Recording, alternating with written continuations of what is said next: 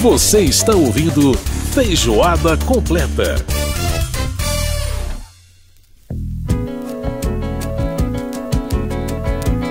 Você está no Feijoada Completa desta semana. Muito obrigado pela sua audiência, você que está com a gente pela Rádio Câmara, também pelas emissoras parceiras em todo o país, também pela Rede Legislativa de Rádio, trazendo para você as melhores informações do Parlamento, também trazendo para você música, cultura, enfim, é sempre muito bom estar na sua companhia. Você está ouvindo aí Tamba Trio, Las 3 da manhã, ou às 3 horas da manhã, se você preferir, já que o disco, como eu disse aqui, é argentino, então os nomes das músicas foram traduzidos aqui na capa do disco. Muito legal. Cama já feita, pois minha receita me manda passar 4 noites na rua. Aí, né? Muito legal o Tamba Trio, som muito, muito, muito bom. Lindo demais essa mistura de samba jazz que eles fazem, é realmente sensacional.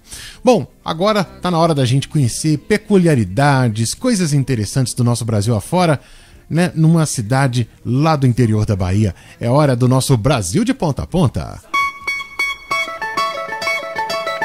Brasil de Ponta a Ponta. Os costumes e tradições do nosso povo, do Oiapoque ao Chuí.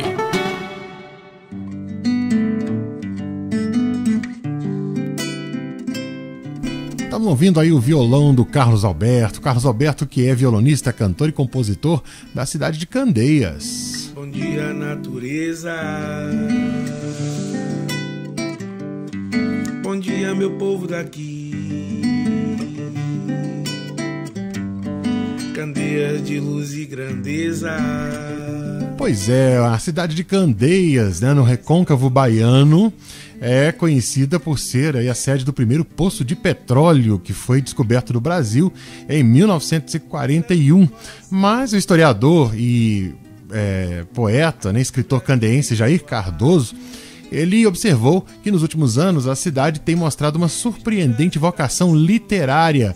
E como parte do esforço para poder divulgar essa característica do município, o Jair Cardoso procurou, né, entrou em contato com a Rádio J-Cid, que é uma emissora local, parceira da Rádio Câmara. E por causa disso a gente está junto com a Rádio J-Cid nessa cobertura para falar sobre esse assunto. E é exatamente com o poeta e cronista e historiador Jair Cardoso que nós vamos conversar agora aqui no nosso Feijoada Completa para falar sobre essa característica de Candeias. Jair Cardoso, prazer falar com você aqui no programa. Muito obrigado aí por estar com a gente. E aí, tá tudo bem por aí? Prazer é meu, Edson Júnior. Um abraço para todos os ouvintes por aqui, apesar dos pesares, né, dessa pandemia, mas está tudo bem, sob controle, pelo menos. É isso aí, estamos todos passando por momentos difíceis, mas vamos fazendo aí a nossa parte, sempre, né, nos preservando. Bom, Jair, vamos falar um pouquinho sobre a história, porque, na verdade, essa questão aí de uma safra literária muito pujante, né, muito forte que tem acontecido na cidade de Candeias, não é algo que seja muito comum, né? Quer dizer, essa explosão é recente. Eu queria que você explicasse um pouco isso. Por que você acha que aconteceu isso? Quer dizer, alguma coisa relativa às escolas, alguma coisa nesse sentido? O que fez com que a cidade tivesse num momento desse, agora 2021, 2020, 2021, uma explosão tão grande do ponto de vista da literatura na cidade? Olha, Edson, Candeias é uma cidade que não tem, inclusive, assim, histórico de escolas de excelência, de instituições educacionais de excelência. A cidade não tem também histórico de grandes escritores, agora tem o mérito de ser o berço do primeiro historiador do Brasil, o Frei Vicente do Salvador, que em 1627 escreveu aquele livro que é a primeira lavra de um brasileiro, na verdade é a primeira obra clássica nacional. E essa obra denota uma variada cultura do seu autor, que foi o Frei Vicente do Salvador. Ele nasceu aqui no município de Candeias, né? Aqui na Baía de Todos os Santos. Nós estamos aqui no entorno da Baía de Todos os Santos, por isso somos recôncavo. E pela proximidade com a metrópole, a primeira capital do Brasil, Salvador, nós somos da Grande Salvador, ou do território metropolitano de Salvador. Então, Frei Vicente do Salvador fez os primeiros estudos aqui mesmo, no Engenho Matuim, no município de Candeias, depois estudou no Colégio dos Jesuítas em Salvador, e depois foi para Coimbra se doutorar em teologia. E escreveu, de fato, essa primeira grande obra de um brasileiro, é a primeira história do Brasil. É por isso que ele é considerado, inclusive, o pai da historiografia brasileira. e de Candeias. Mas nós passamos, então, o século XVIII, XIX, sem referências literárias. No século XX, já na segunda metade, surge o professor Milton dos Santos Matos, que hoje está com 95 anos, escreveu Recôncavo, Berços Canaviais, dentre outras obras. Mas, enfim, nós tivemos algumas obras. Eu comecei a escrever nos anos 80, e a partir de 86 eu comecei a escrever um livro, depois de 89 outro, mas de qualquer forma lancei um em 2008, outro ano passado, 2017, mas essa lavra que chegou agora, ela nos surpreende porque de fato está dentro de um contexto que não é um contexto cultural dos mais assim, interessantes, não é dentro de um contexto de uma cidade que tem escolas, instituições educacionais de referência, mas enfim, a literatura está brotando na alma desses jovens, e é assim, muito interessante ver que 10 deles, por exemplo, 7 escrevem sobre poesias, literatura, né? Um outro conto, uma outra romancista, também alguém que escreve sobre ciência. Por exemplo, Vladimir escreveu um livro excelente, e o título é Diferenças. Ele é psicólogo e mestre em psicologia pela Universidade Federal da Bahia. Então tem livros assim muito interessantes que estão surgindo dessa nova lavra, que nos deixa entusiasmados, muito entusiasmados.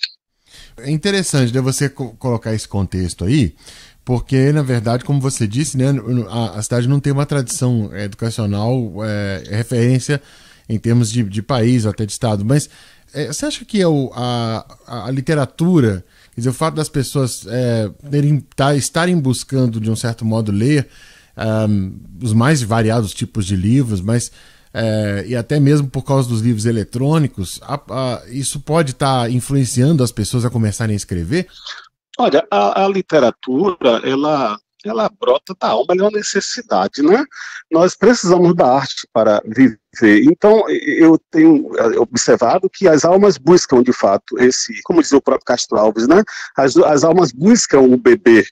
Então, o que acontece é que essa juventude, ela vem buscando, apesar de tudo, apesar do contexto desfavorável, apesar das adversidades, inclusive financeiras, mesmo uma das cidades mais ricas da Bahia.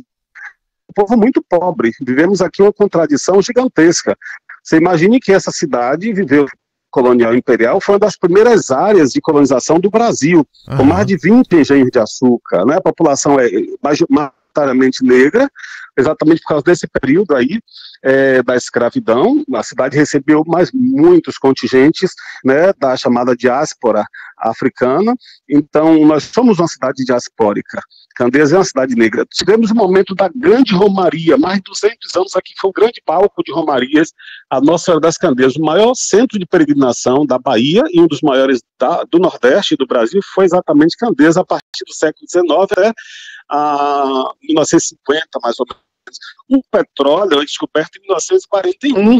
Aqui está localizado o primeiro campo de petróleo do Brasil. É uma pujança econômica aqui. Agora, por incrível que pareça, a população é pobre. As contradições do capitalismo, né, tardio. Então, no meio dessa pobreza e também dessa riqueza, que a literatura, então, a arte brota no coração desses jovens.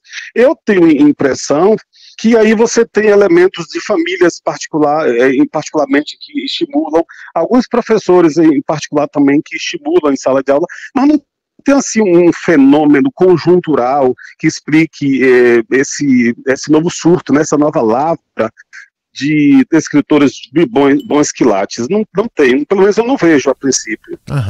Agora, quais são os temas predominantes nessas obras, hein? Você falou até da questão da escravidão.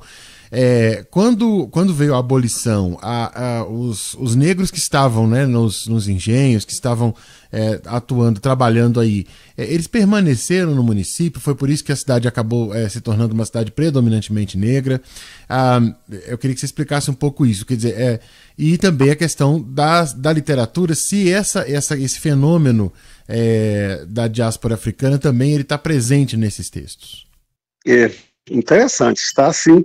E estou aqui em minhas mãos com um livro, por exemplo, de Francisco da Silva, A Poesia Liberta, e tem na página 45, o poema chama-se Consciência Negra. Candeias é uma cidade que, de fato, os libertos do 13 de maio de 1888 por aqui ficaram, mas com muita dificuldade. Foi uma grande via crucis porque passou essa população negra liberta. Sabemos bem que o Império e a República também não providenciou meios de conduzi-los à cidadania plena. Exatamente. Os canaviais eles se cultivavam nos canaviais dos senhores de engenho, mas quando a abolição veio, eles estavam sem teto, sem terra para plantar. A lei de terra de 1850 impediu o acesso deles à terra e continuava impedindo. Então, começa uma via crucis, dificuldade em se inserir nessa sociedade, nesse mercado de trabalho de homens livres. Então, a cidade de lá para cá sentiu isso e a população negra aumentou mais ainda, Edson Júnior, exatamente com o petróleo, porque quando descobre-se petróleo aqui em 1941, eu afirmei anteriormente que aqui é o primeiro campo de petróleo do Brasil, sim, está localizado entre os municípios de Candeias e São Francisco do Conde, que é outra cidade rica aqui do lado. É a cidade mais rica da Bahia, que tem um PIB mais alto, fica aqui bem ao nosso ladinho, a 18 quilômetros, porque tem uma refinaria que é a refinaria Landulfo Alves, Mataripe. Sim. Então, aqui, muita gente começou a migrar para aqui, houve uma corrida ao ouro negro, a partir dos anos 40, por causa do petróleo. De onde vinham essas pessoas? A maioria de localidades do Recôncavo, empobrecidas, que já estavam naquele processo de empobrecimento, que nós chamamos isso de enigma baiano. Os estados da federação, no início da República, costumavam ter desenvolvimento, São Paulo, Rio de Janeiro, Espírito Santo, Minas, os estados do Sul, alguns do Norte tinham prosperado com a borracha, e a Bahia estava num atraso gigantesco no início do século XX. Quem vai tirar esse enigma baiano vai ser essa região aqui com o petróleo.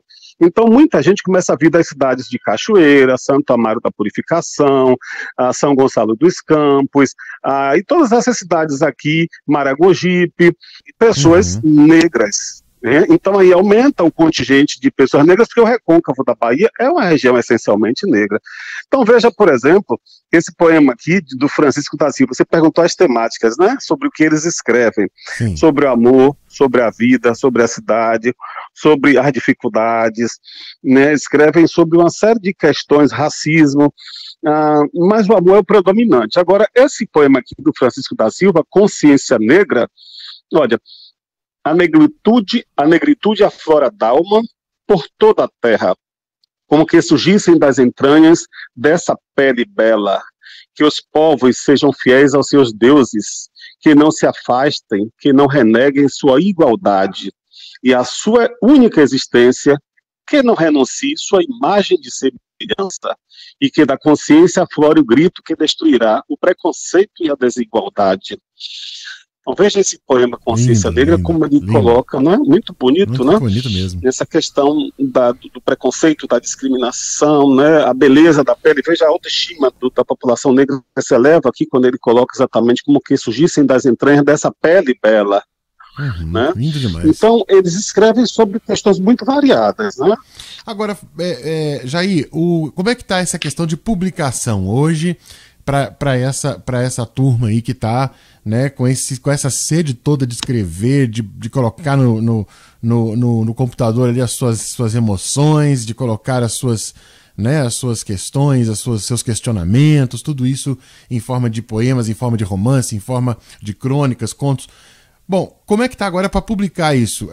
A cidade tem uma editora, o pessoal tem buscado editoras fora, como é que está essa batalha aí?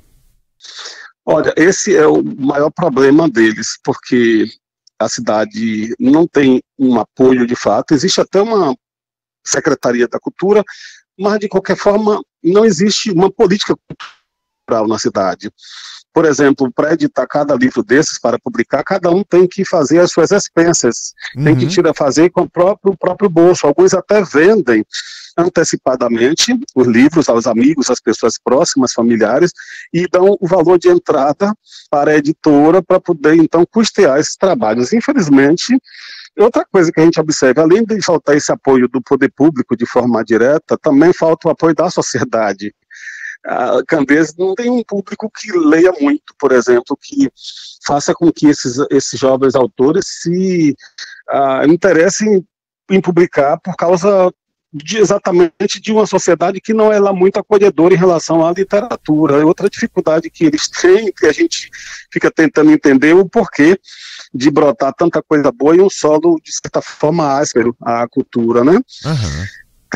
a maior dificuldade deles é exatamente a publicação. A cidade nunca fez, por exemplo, uma feira literária, uma roda de conversa entre eles, uma escola ou outra que eventualmente convida algum para declamar uma poesia ou para falar um pouquinho sobre uma obra, mas não é uma coisa planejada, organizada pelos setores públicos do município que possa dizer assim, existe um apoio oficial. Eles buscam editoras de vários estados do Brasil, procuram fazer cálculos de quais estão com preços melhores. Candeias não tem nenhuma editora. Tinha uma tipografia, que foi a tipografia Matos, né? Que nos anos 60, 70 e 80 lançou os trabalhos que tem aqui, como por exemplo, Luzes que Não Se Apagam, Péricles Vasconcelos de Souza, Na Marca do Tempo, também dele, Lembranças e Coisas da Minha Terra, também de Péricles Vasconcelos. O próprio dono da gráfica, Jonas Pinheiro de Matos, também lançou um livro belíssimo de poesia, Reminiscências. Então, outras obras foram lançadas por essa tipografia, mas ela fechou no início dos anos 90.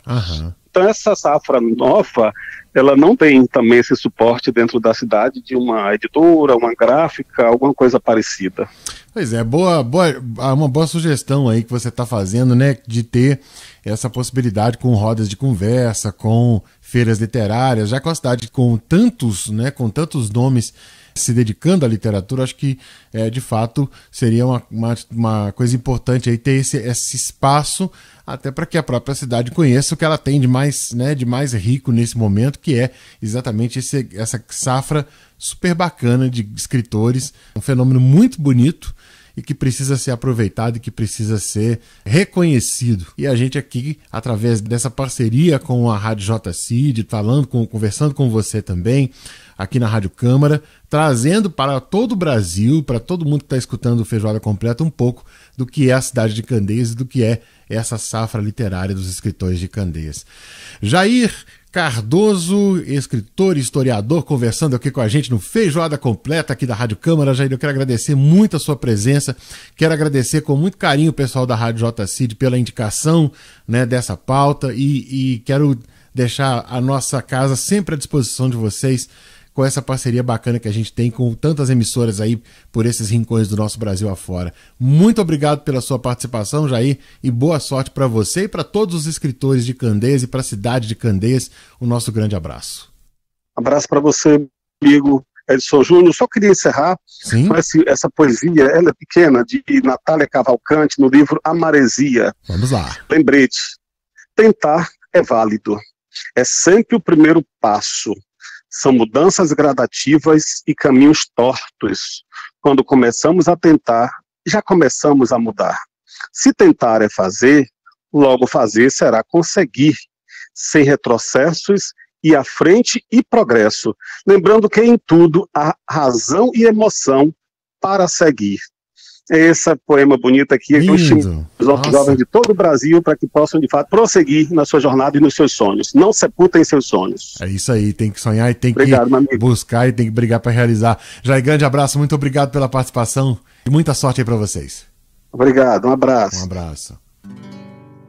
Samba de preto do pé rachado, do tempo da... Depois desse papo aí com o Jair Cardoso, a gente vai fechar o nosso Feijoada Completa de hoje ouvindo o som do QR4 Quarteto Refinado, grupo lá de Candeias, grupo de samba, e vai trazer pra gente esse som Nosso Samba.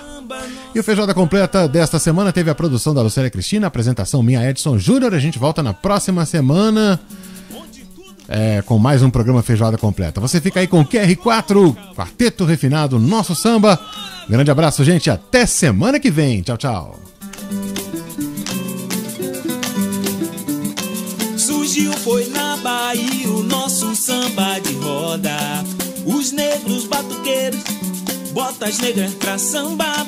Sai a rodada, pé descalço e a roda se forma. Viola chora e não quer mais parar. Vai!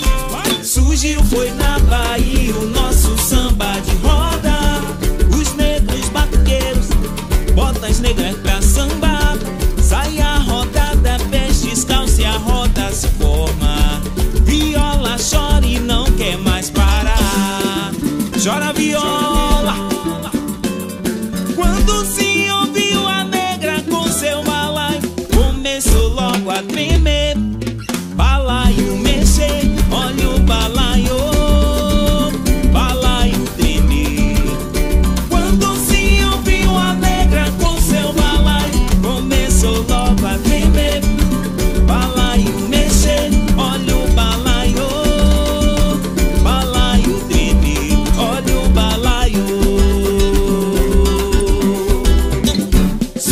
foi na Bahia o nosso samba de roda.